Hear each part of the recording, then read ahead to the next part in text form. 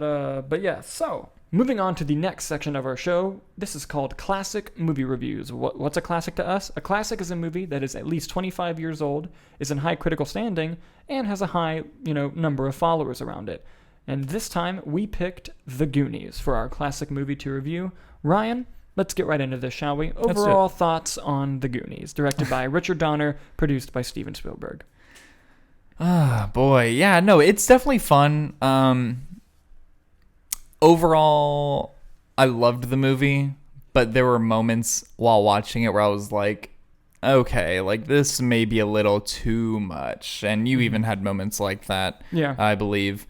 And it's fun, it's enjoyable. It's definitely geared more towards like the kids' adventure, kind of like how E.T. is geared towards like more childish audience. Mm-hmm. But still, I was able to enjoy it for what it was. I had a lot of fun watching it, but again, there were moments where I was like, I'm not so sure about that one. What about you? What are your kind of general thoughts about it? I don't dislike the movie, but I also don't love it as a lot of other people do. Mm-hmm. I do think if I saw it as a kid, because I just recently watched it for the first time, I think if I saw it as a kid, I would have liked it a lot more. Yeah. But I don't think it's a bad film at all. Richar Donner is a fantastic director, and there are times in this movie, especially in its second and third act, where you genuinely feel like this is an adventure film and you're having fun with these characters. Mm-hmm. There are also moments of, especially in Sean Astin's performance, there's moments of like serious character drama amongst the children, although a lot of it's used for laughs. I think the only like really things the movie suffers from is some of it's good cheesy, some of it's bad cheesy, some of it's just stuff that didn't age well from being from the 80s, which happens with some movies. And some of it is, I didn't really feel like I knew the kids before the adventure started. Mm-hmm. Like they kind of just opened up and went on the adventure. You knew a little bit about Sean Astin and his family dynamic, with his home being foreclosed on and them wanting to find money. And I thought that, how they discovered the treasure map and all that was very just quickly put in there and didn't naturally really flow with the story. Mm-hmm. And I know when you make a kid's film, to the kids it's not as important, but, for the adults that are bringing them or for when you're grown up, you'll find movies like you mentioned E.T. where you find that the script is actually really tight, even though it's geared towards children. And that's possible, and it could have still been done better. Although the film does have a lot of fun moments. It has moments of pure joy. The, hey, you guys at the end, like it's great. Richar Donner references Superman, which blatantly obvious. And it's great. And Chris Columbus, who wrote the script, references Gremlins, who he also wrote Gremlins. Just fun stuff all around.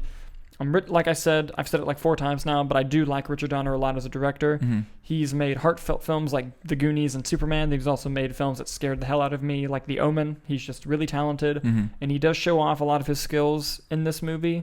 But at the same time, there are also some moments where just a lot of stuff is happening. Like I almost didn't like the sound mixing, and that might sound like a minute complaint, but sometimes when everyone's talking, usually when everyone's talking, you can still hear like what they're saying and like the point of the argument, but sometimes it was just voices, and couldn't really... Because I noticed that too, but what I took away from that was like if you're a child going on this adventure looking for lost treasure and a lost pirate based off of a rumor, everyone is going to be talking over each other because they don't know what's happening, and we can't hear them just like they don't know what's happening. So that's kind of how I took it. Yeah, I could see that, but it was mildly annoying to me. Yeah, and that's totally understandable. I mean, that's what makes film subjective. I didn't see it as a negative personally. I just saw it as like, these are kids. If I was in that situation, their age, I would probably talk over each other and wouldn't know what I'm saying and wouldn't know what he's saying either. Yeah. Just because we'd be so lost and confused and like, wanting to see this treasure.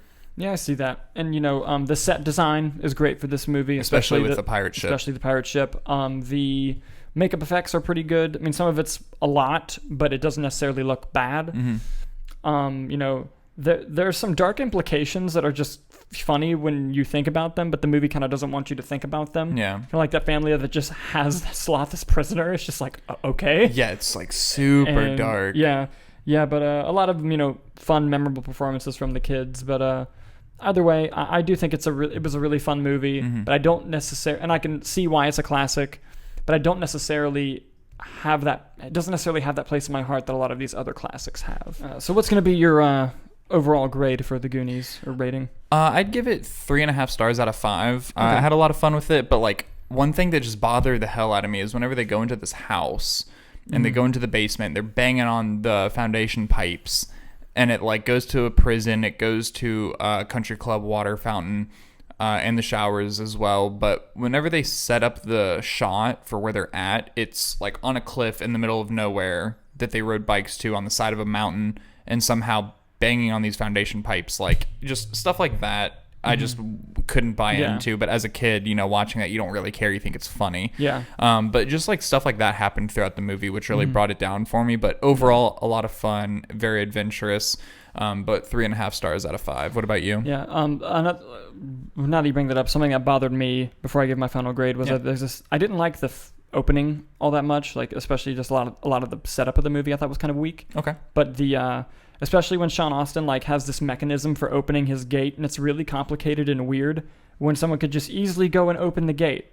And I was like, all right, that's weird. But then in my head, I was like, oh, maybe they're setting up something for Sean Astin where he's going to be like this, architectural genius and help them get out of a situation later, and that's how they wanted to set it up. And I was like, okay. But then you watch the movie and it never gets paid off. It's just this weird mechanism he had for opening his door. And I was like, that was dumb. And it would make sense if he was, I can't remember the kid's name or the character's name, but Short Round is in this movie. And if he had those like gadgets and stuff that Short Round had, that would have made more sense. Yeah, exactly. Yeah, but it didn't. But overall, I'm going to give the Goonies a B.